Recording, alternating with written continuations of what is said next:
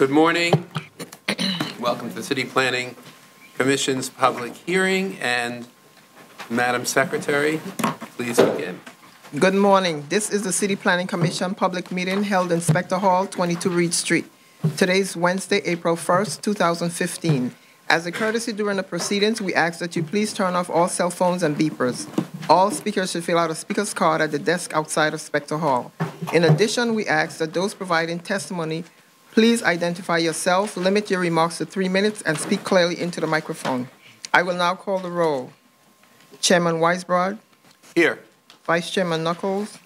Commissioner Besser. Here. Commissioner Cantor. Here. Commissioner Cerullo. Here. Commissioner Delausse. Here. Commissioner Dweck. Here. Commissioner Edie. Here. Commissioner Efron. Here. Commissioner Jung. Here. Commissioner Levin. Here. Commissioner Marin. Here. Commissioner Ortiz. Here. A quorum is present. The first item is the approval of the minutes of the regular meeting of Wednesday, March 18, 2015, and special meeting of Monday, March 30th, 2015.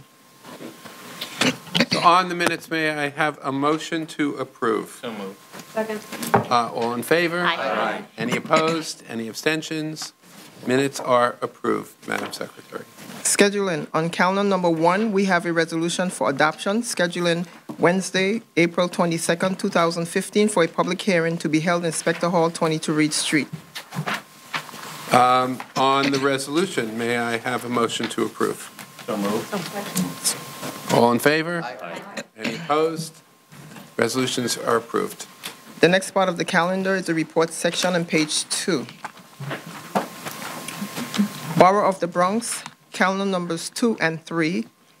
Calendar number 2, CD3, N150196, calendar number 3, C150197, ZSX, in the matter of applications for a UDAP designation project approval and for a grant of a special permit concerning New Roads Plaza. For favorable reports on calendar numbers 2 and 3, Chairman Weisbrod.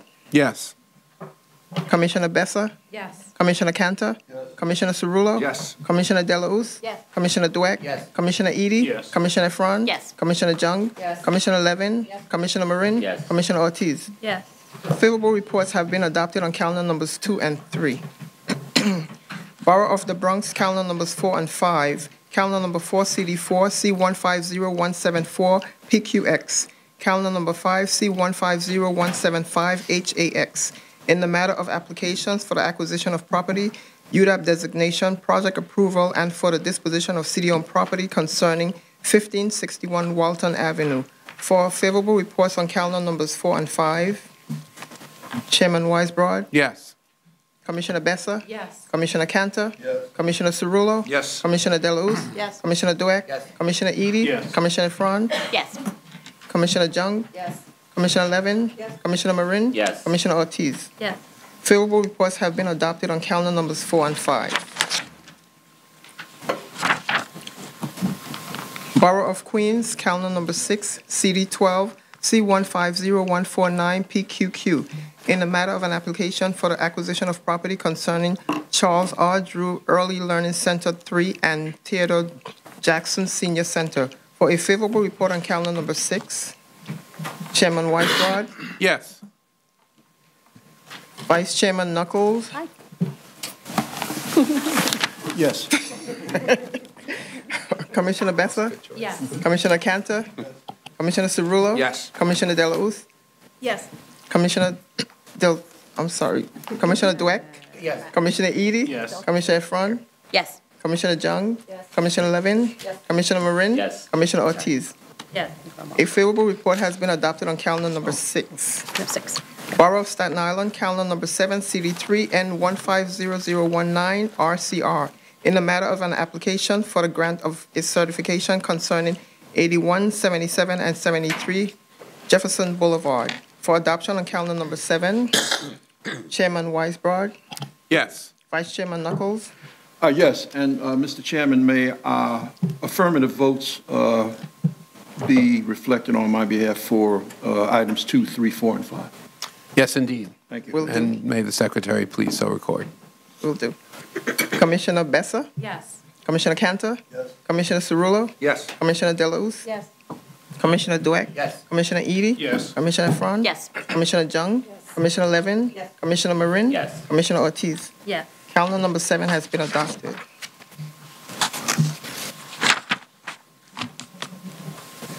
Borough of Staten Island, calendar number 8, CD1 N140338 ZAR, in the matter of an application for the grant of an authorization concerning 4 Henderson Avenue for adoption on calendar number 8.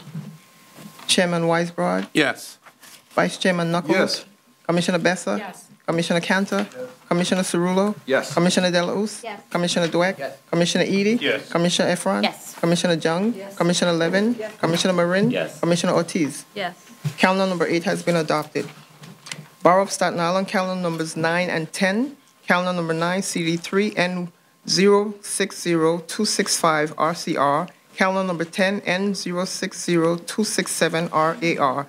In the matter of applications for the grant of a certification and an authorization concerning 176 Abusas Avenue for adoption on calendar numbers 9 and 10. Chairman Weisbrod. Yes. Vice Chairman Knuckles. Yes. Commissioner Bessa. Yes. Commissioner Cantor. Commissioner Cerullo. Yes. Commissioner Delauss. Yes. Commissioner Dweck. Yes. Commissioner Edie. Yes. Commissioner Efron. Yes. Commissioner Jung. Yes. Commissioner Levin. Commissioner Marin. Yes. Commissioner Ortiz. Yes. Calendar numbers 9 and 10 have been adopted. The next part of the calendar is the public hearing section on page 8. Borough of Brooklyn, calendar number 11, CD16, C150179, H8K.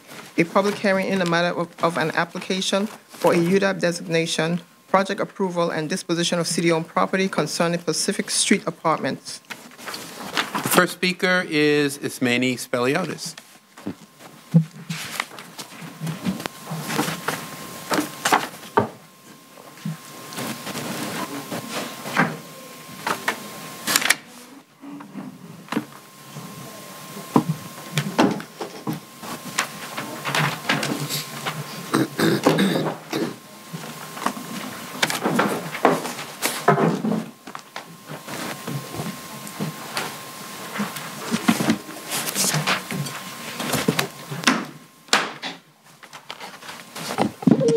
Good morning. Good morning. Good to see you. Good to see you. Thank you for having us. I'm the director of the Mutual Housing Association of New York, Mahoney Management, Inc., and we're here today to present a small scatter site infill development on Pacific Street between Howard and Saratoga in the Ocean Hill section of Brownsville. These have been, the architect is here and he'll get into some detail, but on the site plan, I just wanted to highlight a few items. And I have two sets because I think we had used the wrong colors, so I brought you two. So I apologize. It's been in design for quite a while. So along Pacific, we actually proposed 3 buildings, and the 3 buildings, one will be a 4-unit building, one will be, and the other 2 will be 8-unit buildings. We worked very hard to contextualize the buildings, and so we actually give you the streetscape so you can get a sense. We're balancing, kind of maximizing the unit count to maximize the affordability and staying true to the street. So a couple of features that I think are really helpful here. We maintain the street face, so the building actually lines up with the other houses on the street. As you can see from the angle, we actually were able to put an additional unit, but in order to maintain the streetscape, that top unit is set back. So when you're walking down the street, you actually can't see it, but it provided an additional units for affordable housing. So we felt that that was really very, very, very critical. The unit count was, again, we trying to maximize unit but balance. So unfortunately here, these are really slim. As you can see, really kind of very slim infill. And so the actual site dictated what we could put in there. So unlike what Manny loves, which are 2- and 3-bedroom apartments, in this particular case, we actually have 11 one-bedrooms, 8 2-bedrooms, and 1 3-bedroom. So it's not exactly what I would have wished, but it's what fit in these particular in these particular sites. I know we're here on site and design, but in terms of affordability, the units have been, they'll be, it's not a huge project, it's only 20 total apartments, but there will be apartments available at 40, 50, and 60. So there'll actually be a range of incomes available within these 3 buildings. They're all walk-ups. Dick Ferrara will speak to the green elements. We will absolutely be meeting and exceeding the enterprise green communities requirements. And at the borough president, and our interest also is, the borough president really asked us to look at green and trees. And so we're going to be making some very special efforts to work with New York Restoration Project, the Department of Parks and Recreation, and meet and or exceed the tree requirements on the block, and really kind of try to be a keystone on the block in terms of what we do there. I'll stop. Thank you. Thank you. What? Oh. Questions from Ms. Speliotis? Ms. Efron. Thank you. I was struck in the application by the way in which your team really sought to reduce operating expenses once, in theory, this project is developed. And one way is by having a super unit actually be a leasable unit for residents, and by reducing the overhead of personnel costs by not having a super. Are there other suggestions you can give us as a commission as we look at more infill sites, particularly in the goal towards 200,000 units of housing? So I realize I didn't even, some people know who mutual housing is, and most of you do not, and I apologize, and I wanted to get the project out and forgot to talk about who we are. So mutual housing actually, and to answer your question, Commissioner Efron, is an organization that owns probably close to 150 scattered buildings. Mm-hmm. So they're scattered from Crown Heights to Brownsville to East New York. So we actually specialize for years before these new initiatives are going to come down the pike at the scatter site, and we've had to kind of struggle with how we're going to maintain and manage these buildings. And so you're absolutely correct that one of the things that we do is we actually work collaboratively with our residents to really work on, so the residents themselves are involved with the recycling and the kind of interior cleaning of the properties, and even the again, very minimal sidewalk in exchange for a couple of things, keeping the M&O down, which actually speaks to affordability. You know, and it's hard. I'm not going to say it's a perfect system, okay, because, you know, I clean, you don't clean, you know, we can get into all of that. But it has worked really well. It has allowed Manny to do these developments. It's allowed us to maintain affordability. And it really, and it's allowed, if you came to the Manny buildings that are scattered and existing and in operation for the last 25 years, you would find that they are, you know, on any given day, they're in perfectly good order on the outside and the inside. So I think that groups that are kind of willing to, so this only works if you're really kind of talking to your residents. Mm-hmm. So, you know, kind of as the city looks at this, organizations that are really kind of in their communities, already there, planted, have buildings, have this communication systems in place, then you can actually start to implement that kind of a program, I believe. Thank you. And Ms. Delos. Ismini, good to have you here. I'm just wondering, I was just reading the borough president's recommendation, and I don't know if what's here is correct or not, but I noted that the AMI levels go down as low as 25% of AMI, which is really significant, and I think speaks to, Manny's attempt to really address the needs in the community, the depth of affordability that's needed in the community. Yeah, so we have a 30% tier that would be eligible, the people at 25%. I'm worried with the financing and everything, but we actually have, in fact, run the financing scenario down to, that would be, to 30%. And what we do, and we're going to present on another project, the way that we get there, it's what's really hard as you see these projects come is, and someone like me and other folks around affordability, it's hard on these small developments to get it's expensive, okay, to build these little buildings. You have to do the same stuff at the DOB, everything, you have to pay the architect, et cetera, and you have nothing to spread it out over by unit count.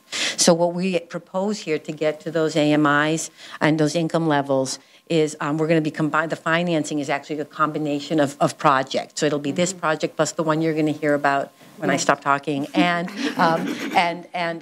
then actually, if we couple it, we're hoping to couple it with a third one, and then that will actually allow us to get to really deep affordability. Mm-hmm. The other question I had is, I think this was originally RFP'd under neighborhood homes, and can you maybe just walk us through? And I can imagine what you're going to say, but can you just walk us through how you got from a project that was originally RFP as a homeownership project to a very deeply affordable rental project, especially since I understand there's some concern about that later on down the line? Yes, and it's still an issue, and we are not opposed to homeownership. We love it. It's much more expensive to kind of make happen in terms of the end purchasers, and so it's a timing issue. These particular lots absolutely were initially awarded to Manny under New Foundations. New Foundations was an infill program in the mid-2000s. It was market rate. It was actually, it was a market rate program. And we, of course, as a nonprofit, we're not going to build market rate housing in Brownsville. And so we went out, we did an application to the State Affordable Housing Corporation to get the subsidy dollars. And as we were putting this very, very difficult homeownership initiative together that would be available as homeownership in Brownsville back in 2007, the market collapsed. So this project, just, and Dick can tell you, although I'll try not to let him dwell on it, has been designed 3 times. And so it was designed as homeownership. It was, all the applications were in, the market collapsed, and so everything kind of went dormant. We revitalized it about 18 months ago, but again, the market had not come back, and there was an affordable housing rental crisis. And so in doing the math between the rental and the homeownership, we asked the architect to redesign it as a rental development to get to the affordabilities that we just talked about. And so that's what, and to create 20 affordable units here as opposed to what would translate into 5 or 6 ownership units with the rentals above.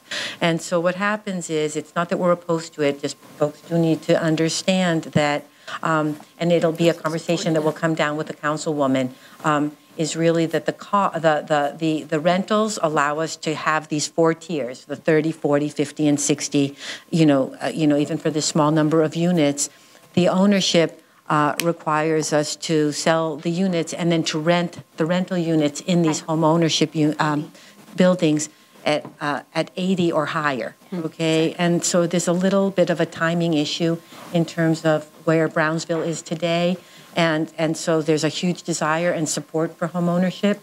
And then there's the reality of financing it, and so there's like the aspiration and the reality. So we're totally down with the aspiration, and then we, but these lots are sitting there. I have another picture I can show you. They're vacant. They collect garbage, and so kind of our commitment to the city and to you is that we're happy during this ULURP process to consider the home ownership. We don't want to hold it up. Because we want, because neighbors have been living with these vacant lots that just collect garbage, basically, for a very, very long time. Thank you. Mr. Knuckles. I think I know the answer to the question, but I'll ask it anyway. These are affordable in perpetuity, these units? Yes, and actually in the borough president, it's interesting. So the regulatory, I think the borough president highlights it very well, right? So the regulatory agreement has a time frame on it, okay? And it's 30, 40, 50, extended affordability up to 60 years.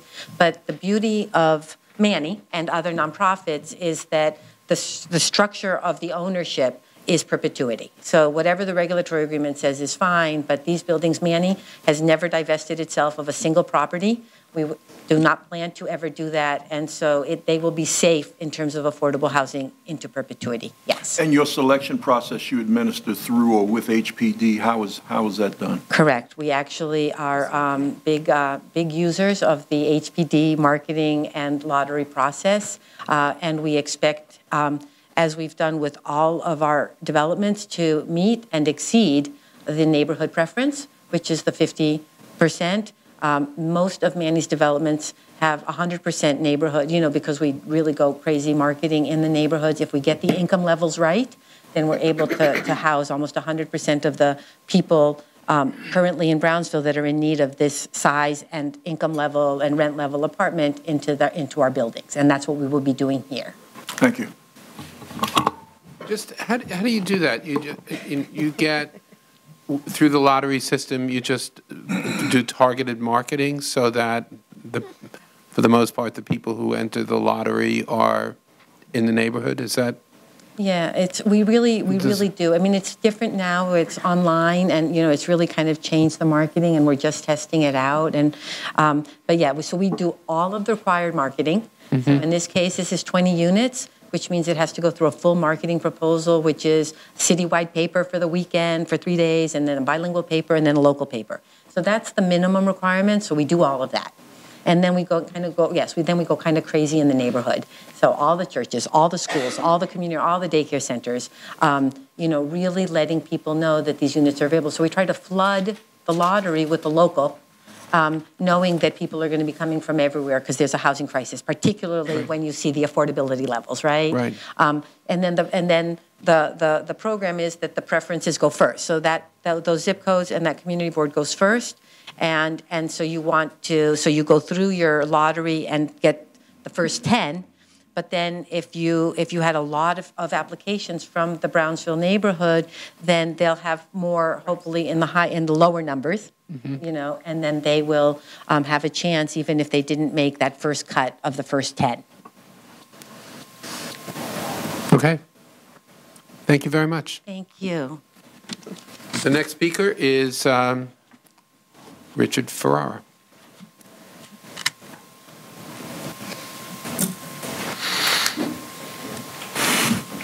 My name is Richard Ferrara, and I'm with the firm of Delacour, Ferrara, and Church.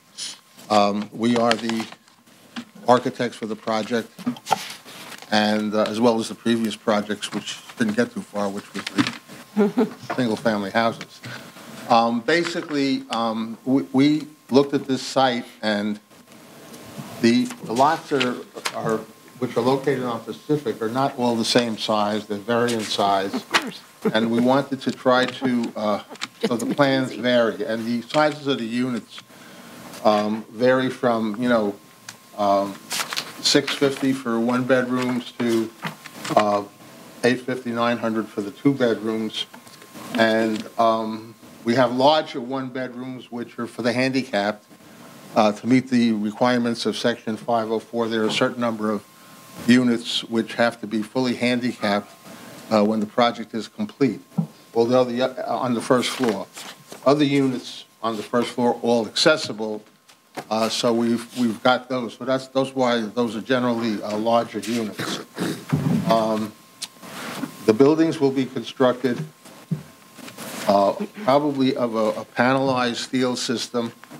And the finishes on the exterior, we're looking for a panel system that sort of, in a way, fits in with the community. You'll see that a lot of the existing buildings vary in finishes. Some of them mostly all of them were wood frame buildings, which have been resurfaced with aluminum siding or stucco. So it's a strange melange of materials. But I think that our design is such that we kind of are contextual and we fit in with the community. As you can see, where we do have a fourth floor, it is set back from the street, so it's not really visible. So all the buildings are roughly follows the line of the existing buildings down the street. We will be using, the building will be designed with you taking in the Green Communities program, so that we will be following all of the energy-saving devices that are in that, such as we'll be using condensing boilers. We'll be controlling the air quality by the amount of air that is exhausted from the building and the amount of air that comes in, so that the environment will be maintained. All of the planting in the front and rear yards will be indigenous planting. We had talked about energy saving in terms of solar panels, photovoltaics, but we're not really sure if we can do that because the project is currently being estimated. One of the ways we're trying to save some money and put it towards something else is rather than create a, although it doesn't show on these plans, we don't have full cellars. In order to stay away.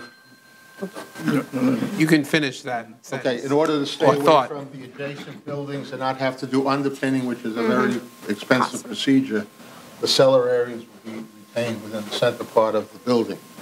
This will limit some of the costs. Yeah. Thank you very much. Questions for Mr. Ferrara? Ms. Zhang. Hi, Mr. Ferrara. How are you? Thank you for being here.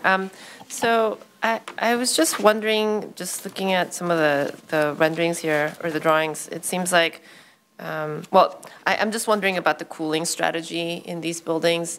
As I'm sure you know, this part of Brooklyn has a sort of a, electric system crunch happening, where the utility is very aggressively trying to reduce electric demand there, and it has a very sort of long-lasting electric peak period, right? And so I'm particularly curious about how the cooling strategy is considering sort of the system-wide constraints that you're sort of, placed into on these sites. Well, we haven't really gotten into the cooling aspects of it, but as I said, we will be trying to use photovoltaic system to take electric from the sun and reuse that. In terms of cooling, I'm not sure that I can give you an answer to that right now. Okay. Of course. Ms. Zhang, again. Thank you. So I guess this may also be another point where you may wish to follow up after after the hearing. But I'm also curious about sort of what your design team and your engineers project as the heating index, so the energy use per square foot per heating degree day. And then also the projected hot water use. I know Manny, for example, in general in their portfolio has the reputation of being a very, very conscientious energy manager, which we all obviously appreciate. And it would be sort of great to know how that management capacity is being set up in the building that they're getting. So, well, in terms of the actual building, in terms of the exterior of the building and the wall system, we normally in the buildings we do, the insulation that we put in exceeds what's required by green communities. So that we will be putting additional insulation. In terms of managing the buildings, as part of the green communities, I think Manny has to come up with a management program that has certain conditions that will also assist in that.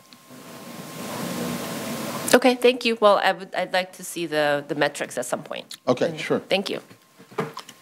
Ms. Efron. Thank you. Sorry. Thank you. Just because our renderings are in black and white in our folders, could you just explain what the green building is on the far left, our far left, and is that yours? There's sort of a teal building? Yeah. That one, yeah. This is one of the buildings that we're proposing to use a panel system, and right now with the color that was selected as green, I'm just asking because you mentioned the contextual nature, and that doesn't seem particularly contextual. Okay. Symbolic, but not contextual. Very observant. Other questions for Mr. Ferrara? Thank you very much, Mr. Ferrara. And we also have Lynn Zhang here from HPD, if there's any questions for HPD. I hear. Oh, wait. What? Ms. You're going to close by June? December.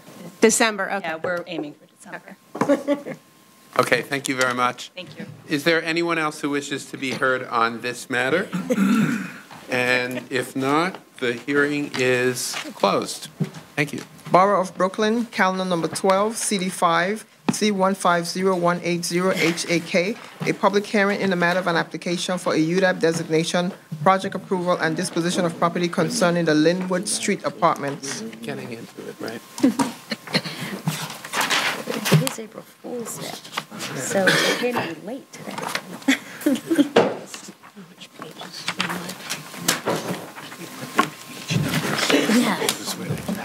Super.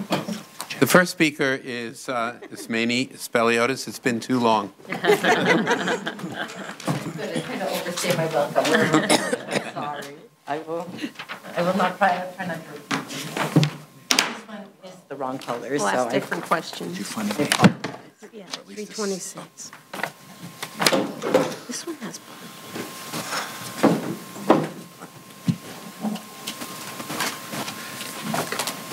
We have the units too if you want to see them. I like this building. Thank you. Again, my name is Ismini Speliotis, the director at Mahani Mutual Housing Association of New York.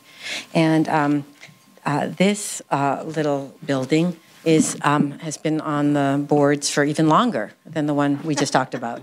So it was originally, it's 3 vacant lots on Linwood Street in East New York. And it was originally designated, one of the 3 lots were originally designated to Manny in 2006 as part of neighborhood homes. And so we were supposed to renovate, there was supposed to be a little house on this lot, but in fact there was a very little house that couldn't house anybody. So we actually asked HPD to remove it from neighborhood homes, and then we realized the 2 adjacent lots were city-owned, so we went back to HPD and asked them to give us site control of the adjacent 2, and then we would actually be able to build something, reasonable on the parcels. So this is 3 separate parcels that'll be combined, and it'll generate 10 apartments. 4 1-bedrooms and 6 2-bedroom apartments. I'm sorry I don't have the street view for this one. And so it looks not contextual, but it does actually the same thing, which is that you have 2- and 3-story buildings along Linwood Street. And this is a 3-story building. It has the 4th floor, but it's set back and you can't see it from the street. So it does the same thing that we talked about earlier, that it maximizes the unit count based on the zoning, but doesn't kind of really stand out in the neighborhood in terms of like overwhelming the block.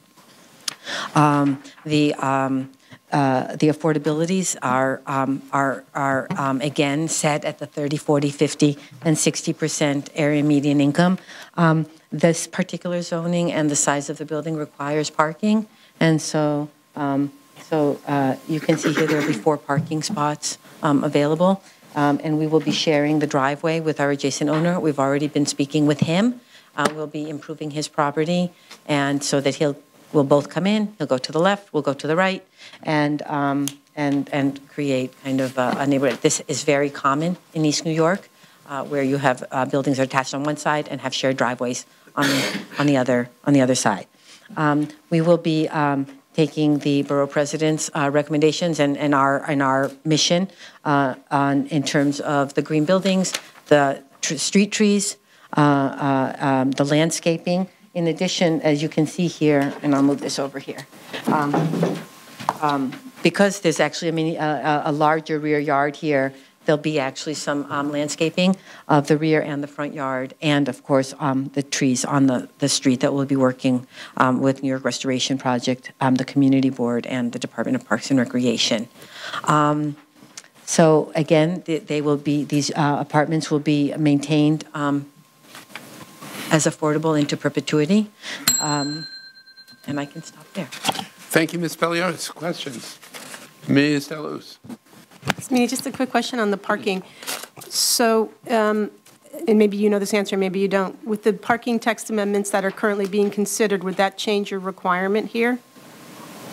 I don't know. We would check. We don't. This is a very low density block. We would love to create as much open space as possible and less parking. We don't find that we don't have an overwhelming need for parking, which is why you all made those changes, and we are very appreciative. And so if it can be reduced when we go to file, we probably will take one away and create and substitute the parking spot with more green space. Correct.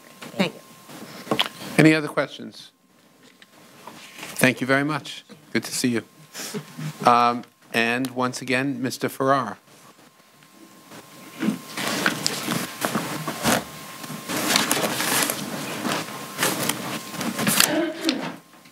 My name is Richard Ferrara. I'm with the firm of Delacour, Ferrara and Church. We're the architects for the project.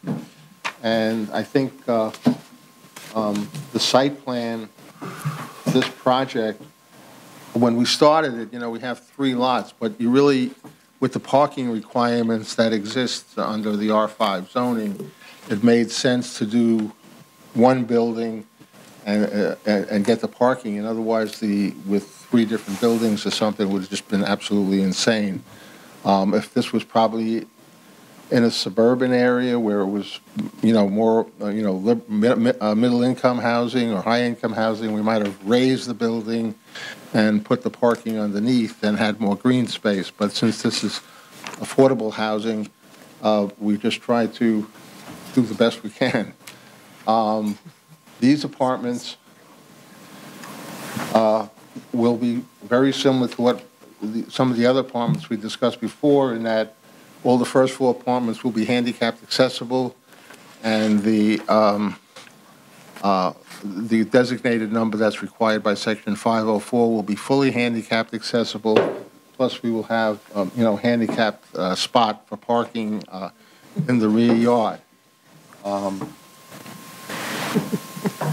So you can see, as we've laid it out, how we've come up with the number of units. Some of the units face the street, some of them face the rear yard.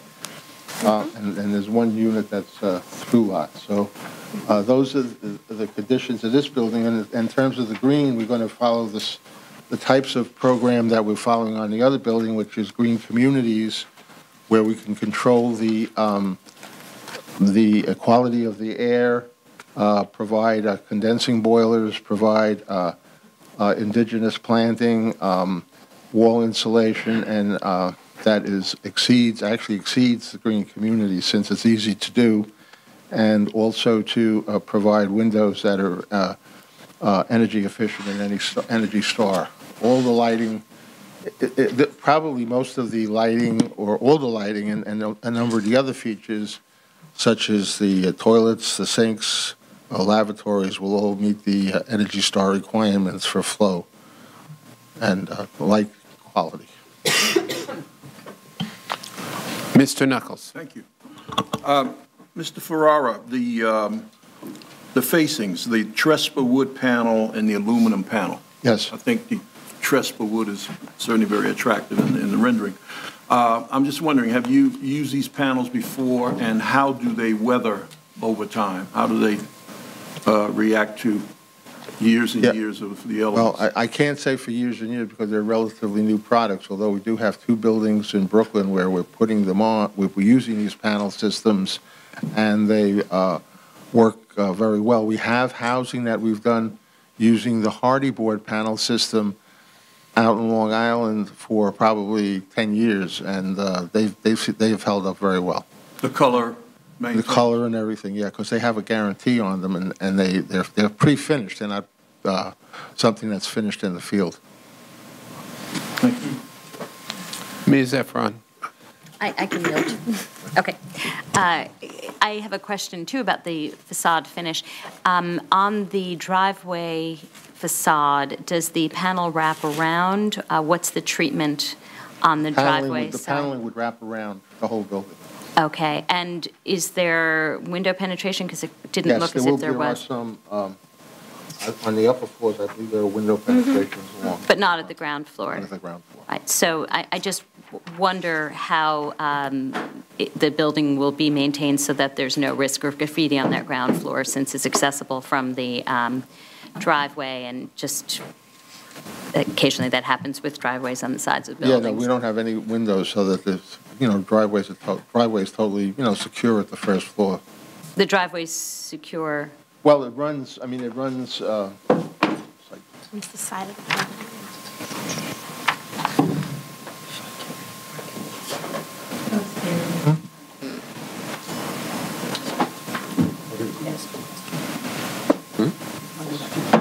driveway, which is a shared driveway with the adjacent building, runs right along the side of the building. Yes, my concern is really just about graffiti or other malfeasance on the side of the building, and if there's any plan to figure out either a treatment for that side or some sort of security so that the neighborhood remains pristine with this beautiful building addition. Well, on other projects that we've done for Manny where we have parking, we have a control gate that doesn't prevent people from climbing over, but we don't want it to look like, a prison. But there is a control gate with a, one way that the tenants have to be able to get into the lot.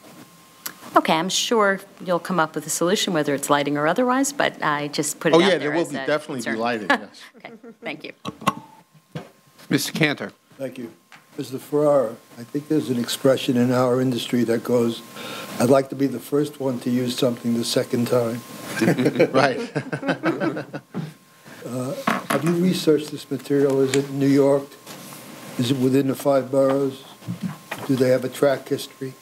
Yes. Yeah, we haven't used it as much as other buildings, but there are buildings that have been constructed 10, 15 years ago that have... Using the same product, the same manufacturer? Products, right, yeah. Okay. Is it fire retardant? Yes. Okay, thank you. Any other questions? Ms. Besser. Thank you. Has the driveway easement been seen and accepted by the fire department as of yet? No. The paving, actually, it's an existing easement with the adjacent owner, so I don't know what that means, but in terms of the fire department, but all the paving would be, would allow for the water to go through it. It would be an impervious type of pavement in the parking. Thank you. Ms. Young. Hi again, Mr. Ferrara. So I'd like to sort of ask the same questions that I asked on the other ones, the heating index, the energy use intensity, the gallons per square feet. But then on this particular building, I'm also curious about what ventilation strategy you're using, whether it's a stack or whether it's unitized. Excuse me? The ventilation strategy, how you mentioned that this building will be providing ventilation. Well, we're going to use be using trickle vents to bring air in, and then we'll have one venting system for each apartment to exhaust. So it'll be one constant exhaust per. Yeah, so right, the apartments will be isolated from each other. Yes, then? yes. Yeah, that's great. Thank you. Any other questions for Mr. Ferrara? Thank you, Mr. Ferrara. Thank you. And once again, we have Lynn Zhang from HPD, who is available for questions. Any questions? Hearing none. 1, 2, 3, gone. Is there anyone else who wishes to be heard on this matter? And hearing none, the hearing is closed. Thank you very much. Borough of Manhattan, calendar number 13, CD8, C150213, ZSM. A public hearing in the matter of an application for the grant of a special permit concerning 20-22 East 71st Street. Interested in this one? Yeah. Do I need to leave this with 15,000 anyone? square foot home. Yeah, 357. It's quite the contrast. It's meeting. Stick around. Watch this. Okay, the first speaker on this matter is Valerie Campbell. Welcome, Ms. Campbell. Thank you. Good morning, Commissioners. My name is Valerie Campbell. I am with Kramer Levin, and we're the Land Use Counsel to the owner of the property. This application is for a special permit under Section 74-711 to facilitate the restoration of an existing 5-story landmark building located at 20 through 22 East 71st Street and the conversion of the building back to its original single-family residential use. This conversion requires 2 zoning waivers. The first is a waiver of the inner court regulations because the existing courts sort of / rear yard does not have a minimum dimension of 30 feet or an area of 1,200 square feet and a minimum distance to lot line for legal windows. which would require 30 feet to the rear lot line. And the reason that we need this waiver is, although the building was built in 1922 as a single-family residence for Julius Forstmann, who was a wealthy woolens manufacturer, and designed by C.P.H. Gilbert. After his death in 1938, the house was sold to the Archdiocese and used as a multiple dwelling for the Catholic Center for the Blind. And in 1979, it was sold to a Canadian real estate investment firm and converted to office use, and also used as an art gallery. So the building's current certificate of occupancy allows for use group 6 and office use on all floors. Our client bought the building in 2012, intending to convert it back to single-family use. However, the resumption of residential use and the change of the certificate of occupancy back to residential use creates a zoning noncompliance due to the location of the building's rear wall, which is original. If the use of the building had not changed since its original construction, it would be a legally non-complying condition.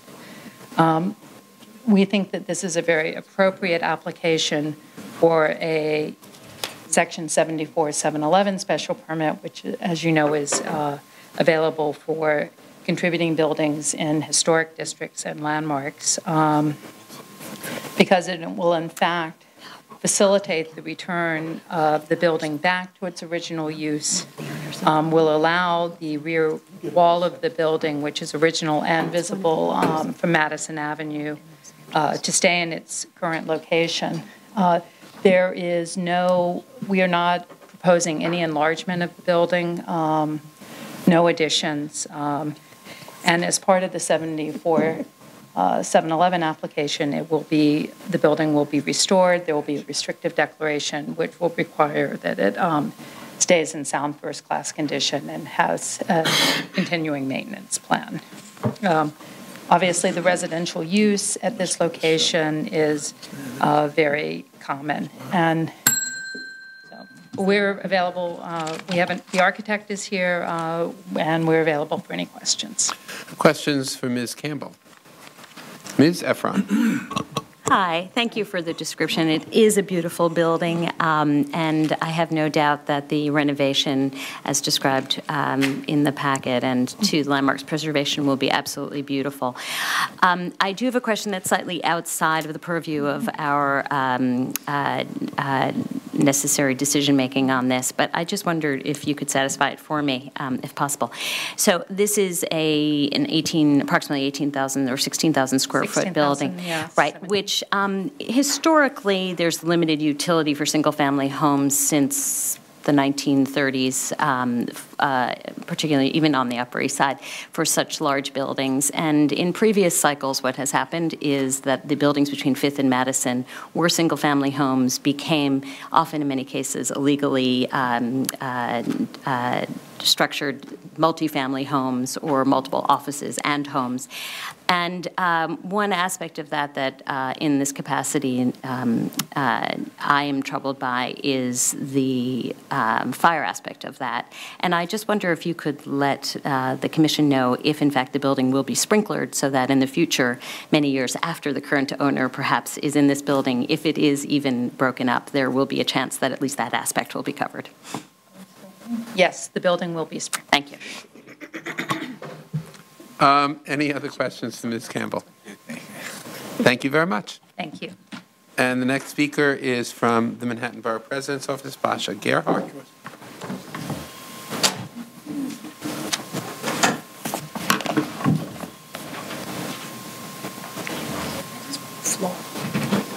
Welcome back, Ms. Gerhardt. Hello, good morning. I'm Basha Gerhardt, Deputy Director of Land Use Planning and Development, here on behalf of Manhattan Borough President Gail Brewer in support of the application by Tower Management Holdings, LLC, for a special permit pursuant to Section 74-711 of the zoning resolution. The applicant requests modifications to the inner court minimum dimensions, excuse me, and area requirements, and the required minimum distance between legally required windows and lot line in order to facilitate the conversion of an existing 5-story building back to residential use by a single household. The building is located in the Upper East Side Historic District, which is known for its collection of townhouses and luxury apartment buildings, a testament to its heyday as the most fashionable residential district in the city. In addition, another unique characteristic of this district is the prevalence of the Manhattan donut, not to be confused with bagels. A defining attribute of Manhattan's block is, in general, a consistent street wall along the perimeter of all four sides of the block, which provides for an aggregate of mid-block open space. These donuts on the Upper East Side were historically formed by the rear yards of townhouses built both speculatively by developers and for the wealthiest citizens of New York City, like the subject property before us today. The waiver requested as part of this application does not impact this historic donut. The subject building is within 100 feet of the intersection of East 71st Street and Madison Avenue, a wide thoroughfare, and if built today as a commercial use, would not require a rear yard. In addition, if this building had remained commercial in use after the original conversion from residential, the waivers in question would have remained as legal noncompliances. Lastly, the portion of building that is subject to the waivers requested today predate the requirements of the 1961 zoning resolution. As such, it is believed that the requested waivers do not adversely impact scale and the light and air of structures or open space in the vicinity. We are also supportive of the removal of the non-historic greenhouse, which will restore the view of the rear facade from Madison Avenue. The applicant has also proposed a first-class restoration of the building. Therefore, the Manhattan Borough President believes the conditions and findings have been met for the requested special permit, and we thank you for your time today. Thank you very much, Ms. Gerhardt. Questions? Hearing none? You are excused, and is there anyone else who wishes to be heard on this matter? If not, this hearing is closed. Borough of Manhattan, calendar number 14, CD 10, C140363, PQM. A public hearing in the matter of an application for the acquisition of property concerning the Early Life Center, 13. The hearing on this item will be continued to April 22nd. Yes, and I don't believe there's anyone here who is signed in to testify today, so this will be laid over until our next date. Okay, next. Borough of Manhattan, calendar number 15, CD4, N090311ZRM, a public hearing in the matter of an application for an amendment of the zoning resolution concerning 510-512 West 23rd Street, West Chelsea, text amendment. And our first speaker is Jeremiah Candreva, is that correct? Yes. Good morning, Chairman Weisbrod and Commission members. My name is Jeremiah Candreva. I represent the applicant, Gary Spindler and Michael Kramer, on the proposed text amendment. It's my privilege today to provide this testimony. Many of you on the commission, the old guard, old as in years of service and wisdom, recognize me as City Planning's former Director of Environmental Review. And I'd like to just say that I'd like to thank staff, Bob DeBruskin and Olga Abinader, as well as the Manhattan office, in moving the text because I understand how busy the department is. This text amendment clearly is an application to clear up a residual zoning issue that occurred with the creation of the special West Chelsea district in 2005. In 1999, this area was zoned M15 R8A and M15 R9A, which those zoning districts have the residential equivalent to today's C62A and C63A. That is to say that the residential floor area in the C62A at 6.02 and the residential floor area in the C63A at 7.52 FAR was the same back in 1999. When the West Chelsea district was created, this area was not included within a category of specific designated areas. It was in, quote, other area. It was specifically characterized as an other area with the creation of the Highline Transfer Corridor, such that development rights could be transferred off of sites encumbered by the Highline, and for two purposes: to preserve light and air for the Highline and for views to the Highline.